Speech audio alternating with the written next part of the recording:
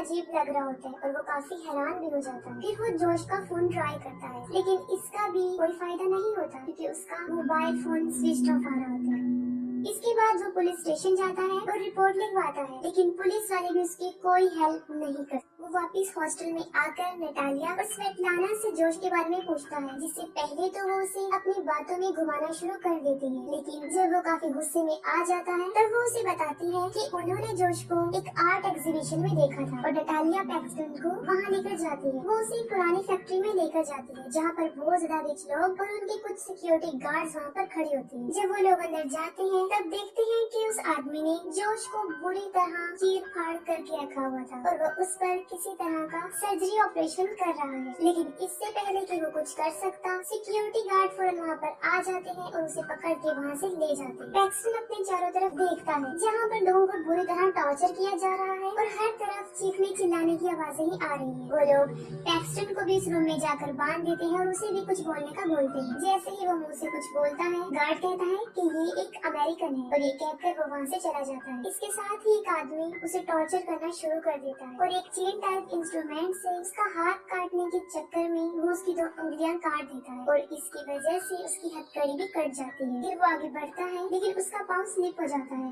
और वो नीचे गिर जाता है और उसी चेन से उसका अपना ही पाँव कट जाता है। पैक्सटन जल्दी से खुद को आजाद कर लेता है, पिस्टल उठाता है और फौरन उसे शूट करके मार देता है और फौरन सिक्योरिटी गार्ड वहाँ पर आ जाता है, जिस पर पैक्सटन उसे ऐसे शो करवाता है जैसे कि वो अभी भी बंधा हुआ है और जैसे ही उसे मौका मिलता है वो उस गार्ड को भी मार देता है और इसके साथ ही उस पिस्टल्स की बुलेट्स भी खत्म हो जाती है। फिर वो वहाँ से जाता है और भागते हुए एक रूम में पहुँच जाता है और वो देखता है कि चारों तरफ डेड बॉडीज पड़ी हुई है और अचानक से वहाँ पर कोई आ जाता है और वो उन्हीं लाशों के दरमियान में छुप जाता है। वो आदमी उन डेड बॉडीज को कहीं पर रखने के लिए ले जा रहा होता है और वहाँ पर पैक्सटन को जॉश की डेड बॉडी भी मिल जाती है। वो किसी तरह खुद को संभालता है और मौका मिलते ही उस आदमी को भी मार डालता है। वहाँ से निकल जाता है और लिफ्ट के जरिए वो फर्स्ट फ्लोर पर आ जाता है। वहाँ पर वो एक रूम में छुप जाता है। उसी रूम में उसे कुछ अच्छे कपड़े मिलते हैं और वो उन्हें पहन लेता है। उस ड्रेस के पॉकेट में उसे एक कार्ड मिलता है जो उस जगह का एड्रेस था, यानी उस जगह का नाम इनविट हंटिंग था और उस कार्ड के पीछे अलग कंट्रीज के लोगों का रेट भी लिखा हुआ था, जिसमें अमेरिका के लोगों का रेट सबसे ज्यादा था। अभी पैक्सटन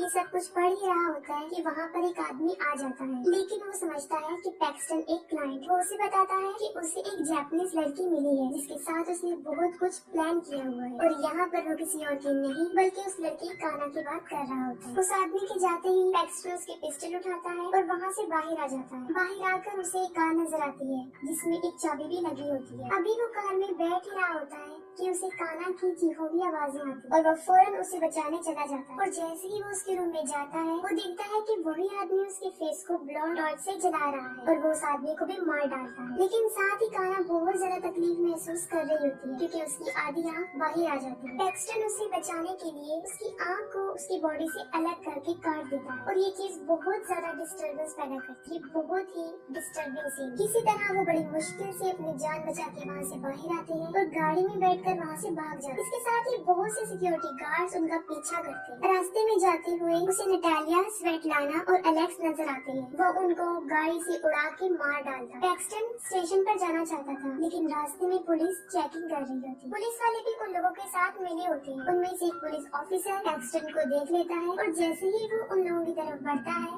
वो कार से बाहर आकर वहाँ से भाग जाते हैं। वो पैदल ही चलते रहते हैं और चलते चलते वो स्टेशन पर पहुँच जाते हैं, लेकिन वहाँ पर भी वो देखते हैं कि बहुत से लोग उन्हीं की तलाश में हैं। वहाँ पर एक मिरर में काना अपना फेस देख लेती है और अपना फेस देखकर वो काफी डिसहार्ट हो जाती है और इसके साथ ही वो सामने से आती हुई ट्रेन के आगे कूदकर सुसाइड कर लेती है। इस इंसिडेंट को देखकर सारे लोग वहाँ पर इकट्ठे हो जाते हैं और इसके साथ ही पैक्सटन को भागने का मौका मिलता है और मौके का फायदा उठाकर वो ट्रेन में बैठ जाता है और ट्रेन भी वहाँ से चल पड़ती है। और जब पैक्सटन ट्रेन में होता है तब उसे उसी बिजनेसमैन की आवाज आती है। जिस स्टेशन पर वो आदमी उतरता है पैक्सटन वहीं पर उसका पीछा करता है। वो बिजनेसमैन अपनी एक छोटी बेटी के साथ होता है और वो दोनों अलग अलग वॉशरूम में चले जाते हैं। वो आदमी काफी देर वॉशरूम से बाहर अपनी बेटी का इंतजार करता है, लेकिन वो बाहर नहीं आती। तब वो अंदर जाकर देखता है तो वहाँ पर उसकी बेटी मौजूद नहीं होती, सिर्फ उसका टॉय होता है। वो अपनी बेटी को इधर उधर ढूंढता है, लेकिन उसे कहीं भी उसकी बेटी नजर नहीं आती। और दूसरी तरफ पैक्सटन उसकी बेटी को किडनैप करके अपने साथ ट्रेन में ले जाता है, लेकिन साथ में वो भी अपनी बेटी को ढूंढता रहता है। इस मूवी में जो क्लब दिखाया गया है वो ऐसा क्लब है जहाँ पर अमीर लोग अपने गुस्से और भड़ास को निकालने के लिए मुख्तलिफ कंट्रीज के लोगों को अपने शिकार बनाते हैं और उन्हें जान से मार देते हैं। और अलग अलग कंट्रीज के लोगों का अलग अलग रेट भी है और सबसे ज्यादा अमेरिका के लोगों का रेट इसलिए है कि वो अमेरिका के लोगों से बहुत ज्यादा नफरत करते हैं और ये काम वो बड़े अरसे से करते आ रहे हैं और पुलिस भी उनके साथ मिली रहती है। वो लोग विजिटर्स को लड़कियां प्रोवाइड करते हैं और इसी आड़ में वो उन्हें मार देते हैं और इसके साथ ही मूवी एंड हो जाती है।